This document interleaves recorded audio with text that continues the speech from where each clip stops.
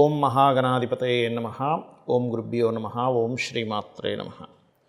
పరమేశ్వర స్వరూపమైనటువంటి జ్యోతిష, వాస్తు మరియు ఇతర అనేకమైనటువంటి శాస్త్రములను మనకు అందించినటువంటి మహర్షులకి నమస్కారం. హయగ్రీవ హయగ్రీవ హయగ్రీవేతి యో వదేత్తస్య నిస్సరతే వాణి జహ్నుకన్యా ప్రవాహవత్. అరుణాం కరుణాతరంగితాక్షీం ధృతపాశాంకుశపుష్పబాణచాపాం అనిమాదిభిరావృతాం మయూకైః అహమిత్యేవ విభావయే భవానీం. శ్రీమాత్రే నమః.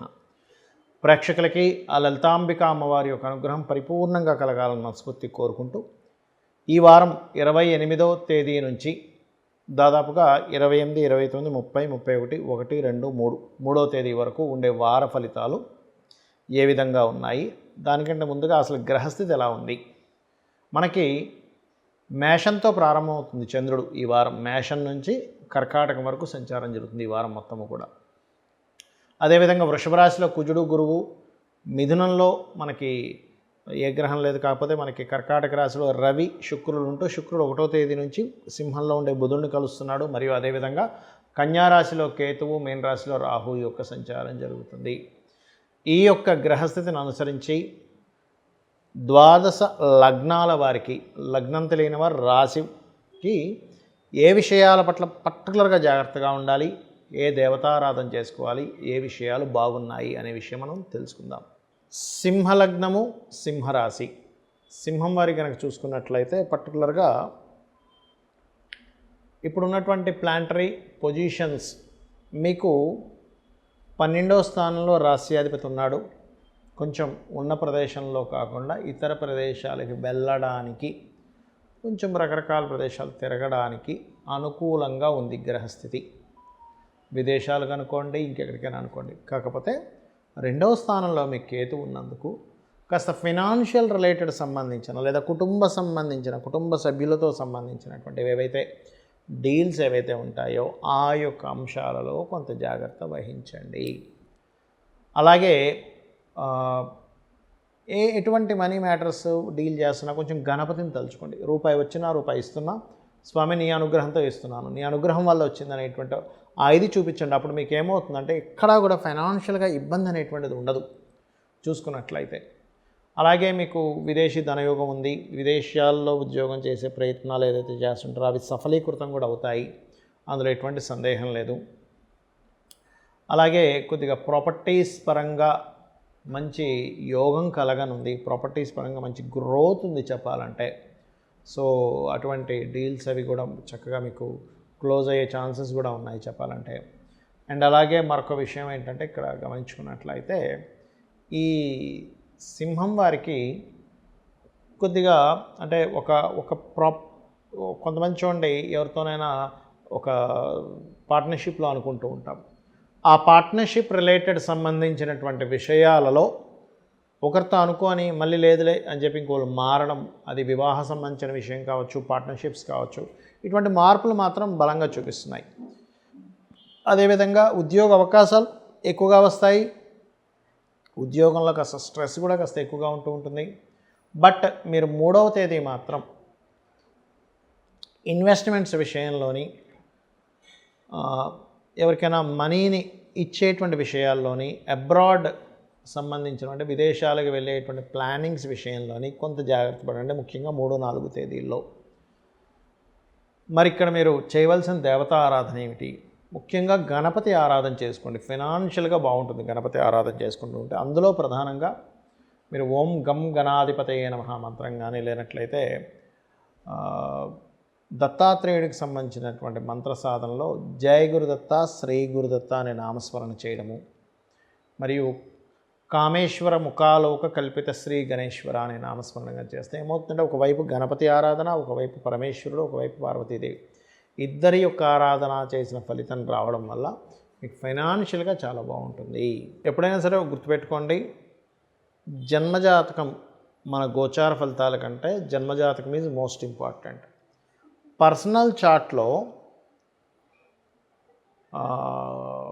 ఎలా ఉంది, కాంబినేషన్స్ అనేటువంటివి ఎలా ఉన్నాయి ఈజ్ మోస్ట్ ఇంపార్టెంట్. ఎందుకంటే మనము ఆస్ట్రాలజీ పర్సనల్ చార్ట్ చూపించుకునేటప్పుడు పర్టికులర్గా ఒక ప్రాబ్లమ్ని ఫేస్ చేస్తున్నాము అన్నప్పుడు ఆ ప్రాబ్లం అనేటువంటిది మనం పూర్వజన్మలో చేసుకున్నటువంటి కర్మ వల్ల వస్తుంది. ఇది ఫస్ట్ గుర్తుపెట్టుకోండి.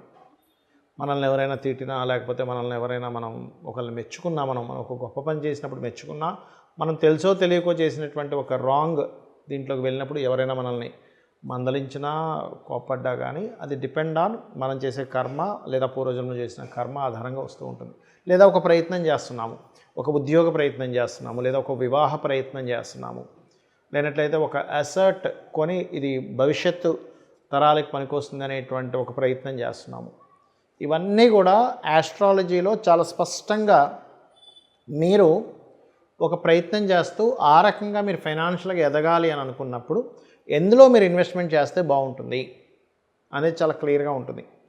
మీరు ఒక జీవిత భాగస్వామిని వివాహం చేసుకునేటప్పుడు ఎవరిని వివాహం చేసుకుంటే బాగుంటుంది, లేదా ఆ వివాహం చేసుకునే వ్యక్తితో మీకు ఫ్యూచర్లో ఎలా ఉండబోతుంది, దాని పరంగా మీరు ఎట్లా ప్లాన్ చేసుకోవాలి, మీ యొక్క కెరియర్ పరంగా ఎలా ఉంటుంది, దాన్ని మీరు ఎలా ప్లాన్ చేసుకోవాలి. మీరు మరొక విషయం ఏంటంటే ఫైనాన్షియల్గా ఎదగాలంటే ఏం చేసుకోవాలి, ఎక్కడ మనకి టర్నింగ్ పాయింట్స్ ఉన్నాయి, ఇవన్నీ కూడా మన పర్సనల్ చార్ట్లో ఉంటాయి. అయితే ఇక్కడ పర్టికులర్గా మీరు అర్థం చేసుకోవాల్సింది ఏంటంటే ఇది కేవలం తెలుసుకోవడం వరకే కాదు. ఒక ప్రాబ్లమాటిక్ సిచ్యువేషన్ రాబోతుంది, ఒక కండిషన్ ఇలా రాబోతుంది అన్నప్పుడు మనం దాన్ని ఎలా హ్యాండిల్ చేసి దాన్ని బయటికి రాగలుగుతాము అనేటువంటిది కూడా మన జన్మజాతకంలో చాలా క్లియర్గా ఉంటుంది. దానికి పెద్ద పెద్ద పూజలు పెద్ద ఏం అక్కర్లేదండి. చాలా సింపుల్గా లలితా సహస్రనామాల్లో ఉండేటువంటి నామాలని అమ్మవారి యొక్క నామములు వేదంతో సమానంగా చెప్తూ ఉంటారు. అలాగా ఒక్కొక్క దానికి ఒక్కొక్కటి చేసుకోవచ్చు. సింపుల్గా ఏంటంటే ఉదాహరణకు ఉద్యోగం రావట్లేదు, ఓం శ్రీమాత శ్రీ మహారాజ్ని శ్రీమత్ సింహాసనేశ్వరి, లేదా ఓం మాణిక్య మకుటాకార జానుద్వై విరాజితాయే నమః. ఫైనాన్షియల్ ఇబ్బంది ఉంది, ఓం సంపత్కరీ సమారూఢ సింధుర వ్రజ సేవితాయే నమః. లేదంటే అప్పుల బాధలు విపరీతంగా ఉన్నాయి, ఇవాళ రేపు అందరికీ అప్పుల బాధలు ఉంటున్నాయి. ఎందుకు అంటే ఏదో ఒకటి కొనుక్కుంటున్నాము, ఎంజాయ్ చేస్తున్నాం. మనిషి గతంలో ఉన్నట్టుగా లేడు. ఫస్ట్ లెట్స్ ఎంజాయ్, కట్టుకుందాం అప్పు కావాలంటే అనేటువంటి ఒక ధైర్యంగా బతుకుతున్నాడు.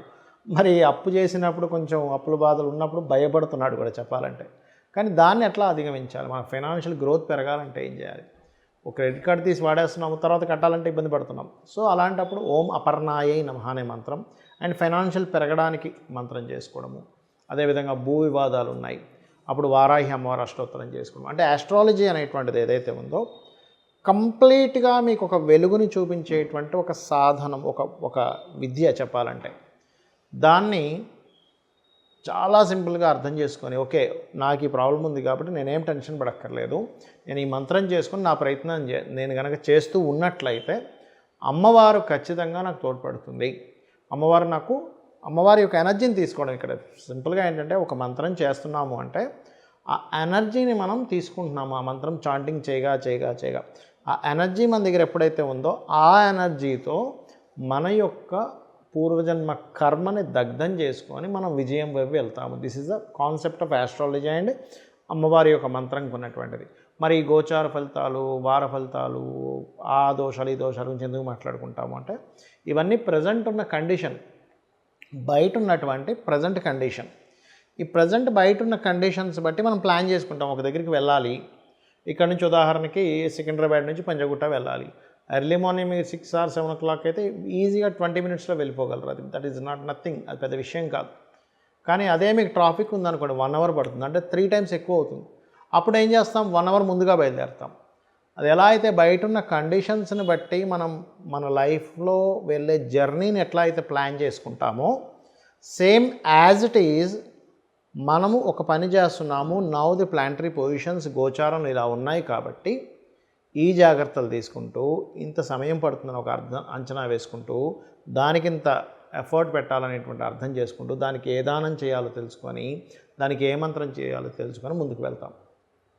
సో ఈ రకంగా మీరు మీ యొక్క జన్మజాతకం గురించి కానివ్వండి, మీ యొక్క గోచారంలో ఇప్పుడు ప్రజెంట్ ఉన్న పొజిషన్స్ని బట్టి కానివ్వండి, ఎలా చేయాలో ఏం చేయాలని తెలుసుకుంటూ మీరు పూర్తి విజయాన్ని ఆ లలితాంబిక అమ్మవారి అనుగ్రహంతో పొందాలని మనస్ఫూర్తి కోరుకుంటూ శ్రీమాత్రే నమః.